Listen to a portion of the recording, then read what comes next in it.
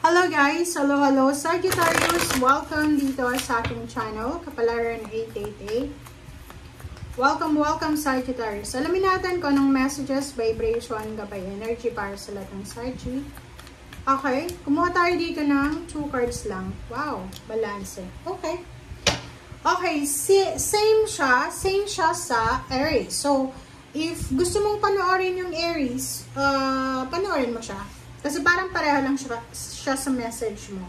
Sa barahan yan, sinasabi na number 5. Number 5 is obstacles and challenges or temptation, worries, guilt, parang gano'n.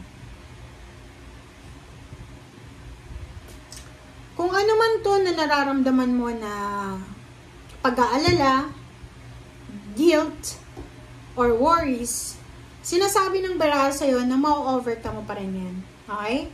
So, may mga obstacles and challenges ka siguro na pinagdadaanan sa ngayon. And, sinasabi ng baraha sa'yo dito na huwag kang masyadong mag-aalala kasi kaya mo na balansehin lahat ng mga imbalances sa buhay mo. Okay? Ibig sabihin, Sagittarius, kailangan mong ma-realize, kailangan mong mag-isip. Kailangan nating mag-reflect na, halimbawa, ano ba yung inaalala mo? Ano ba yung inaalala? Hindi. Ano ba yung rason kung bakit ka nag-aalala? Nag-aalala ka para sa relationship mo, sa loved ones mo, sa parents, sa siblings, sa anak, kung may anak ka, apo, or kanino man siya. So, ibig sabihin niya, nandito yung balance card, nandito yung 11, manifestation siya. Sinasabi ng barahan na kailangan mo magdahan-dahan, 'di ba? Bawasan natin yung selos, bawasan natin yung overthinking, bawasan natin yung bisyo. Okay? Kung mahilig ka sa sugal, sa sabong, sa bisyo, sa inom, sa alak, or anything na bisyo, make sure na kailangan mo ng bawasan yan. Kailangan mo ng baguhin yung lifestyle mo. Kasi to obstacles and challenges to eh. Number 5 siya. Kung ano man yan, like pera yung problema mo, mahihirapan ka na hanapin yung solusyon dyan kung wala kang balanse. Pero pag alam mo na may balanse, kaya for example, nagtatrabaho ka, may negosyo ka, or empleyado ka, pag alam mo kung ano yung priority mo, hindi ka mamumroblema. Lalo na kung alam mo na namumuhay ka sa simpleng buhay lang. Kasi may mga tao na kumikita ng malaki din yung mga gastos nila. Kaya sila, pag nagtatrabaho, di ba, parang pagdating ng sahod, ubos na yung sahod kasi pambayad lang sa utang.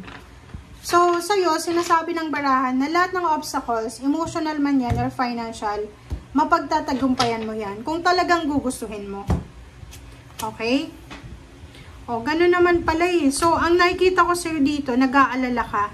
You're worried about your asawa, girlfriend, boyfriend, live-in partner. Kasi natatakot ka na baka lokohin ka niya, natatakot ka na baka iwanan ka niya. Parang ganon.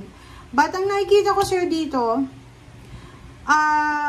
Sagittarius, it's either you're married or you're in a relationship with Scorpio, Pisces, or Cancer. You're super lucky. Kasi sobrang masipag sila. Tingnan mo, yung love life mo, siya yung palaging rason kung bakit nasisira yung plano mo, yung diskarte mo sa buhay. Ang gusto mo, magkasama lang kayo ng karelasyon mo. But the problem is, yung karelasyon mo dito, kailangan niyang umalis para magtrabaho sa ibang bansa or sa ibang lugar para makaipon kayo ng pera. Okay? Kailangan niyang pumirma ng kontrata eh. So, ibig sabihin, if you're married sa isang individual, ang taong yun ay aalis siya. Aalis siya ng matagal kasi pwedeng manging ibang bansa. Pipirma siya ng kontrata eh. Etong justice na to guys, sinasabi ng barahan na to na pag pumirma siya ng kontrata, 2 years, 3 years bago siya umuwi. So, kailangan ihanda mo ang sarili mo dyan. Okay? May nakikita tayo dito eh. mayroong Sagittarius na posibleng kailangan mag-ipon ng pera. Kailangan niya mag-ipon ng pera. Kailangan makaipon siya ng malaking halaga because gusto niyang magpakasal. Gusto niyang magpakasal and at the same time, gusto niyang magpatayo ng bahay or maybe magpa-renovate ng bahay. Paki-comment nga sa comment section, guys, if you resonated dito. Nakikita ko sa'yo dito, yung partner mo, yung taong pakakasalan mo, may plano siyang iba. Kumbaga, kung hindi pa kayo kasal, kung kasal na kayo, nakikita ko, hindi naman, wala namang problema sa relationship niyo. Pero kung live-in partner, boyfriend and girlfriend, yung plano mong pagpapakasal ay wala pa yun sa plano ng taong ito. So, ibig sabihin, yung karelasyon mo sa ngayon, meron siyang plano para maging maayos ang kanyang buhay pinansyal. So, hayaan mo lang. Kailangan mong i-let go. Kasi pag binawalan mo siya, pinagbawalan mo siya, 'di ba? May impress, oh. Chariot. Kasasabi ko lang eh. 7 of Swords. Yun yung kinakatakutan mo eh. So, natatakot ka na baka mawalan ka ng pamilya, mawalan ka ng karelasyon, mawalan ka ng trabaho, mawalan ka ng kung ano man mang mawala sa'yo. Huwag kang matakot. Just let go, let it flow. Matulog ka ng maayos. Baka pumapayat ka, Sagittarius, dahil sa sobrang pag-iisip. 'Di ba? Ang impress na to, sinasabi sa'yo na binibigyan ka ng pagkakataon ng universe na makapagsimula. Like, maghanap ka ulit ng trabaho, magnegosyo ka ulit, magplano ka ulit. So, hindi ka dapat nawawala ng pag-asa. Travel. Meron ditong posibleng travel plans na pwede mong ituloy. May pwedeng bumili ng sasakyan or maybe mag-aaral kang mag-drive, parang ganon. Hermit, sinasabi ng baraha na wag tayong masyadong siloso-silosa, wag tayong masyadong mag-iisip. Reflection ang kailangan natin ha. Mag-reflect tayo. Yung pag-iisip iba yun eh. Yung reflection iba din. So, kailangan mo mag-reflect, kailangan mag-pray. And nakikita ko sa'yo dito, masyado kang nag-overthink, masyado kang advance mag-isip. Ikaw lang yung nagto-torture sa sarili mo. Pag ganon. So, iwasan mo yung selos. 5 of Swords, sinasabi ng bara sa'yo dyan na minsan, kailangan natin na ipaubaya. Diba? Just to let go. Let go, let God, let it flow. Kasi, pag masyado natin ginaganon, lalo yung pera, pag masyado tayong kuripot, diba? Hindi tayo nakakaipon kasi kinikip lang natin yun. Pero pag nag-invest tayo, lumalaki siya.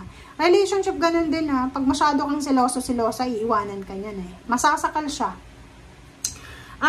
May incoming good news about money, job offer.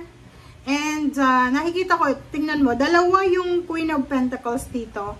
So, kung babae kang Sagittarius, you are super lucky kasi pwede kang ma-promote, pwedeng tumaas yung posisyon mo sa trabaho. Pwede ka din mag-migrate sa ibang bansa kasi meron ditong travel. And pwede din na pumasok ka sa ibang company or pwedeng ma-recruit ka sa ibang company. Ino-offeran ka nila ng malaking halagang pera. Contract signing, good karma, karmic blessing. Kung may kaso kang involved, posibleng manalo ka sa kaso na pinaglalaban mo. Okay?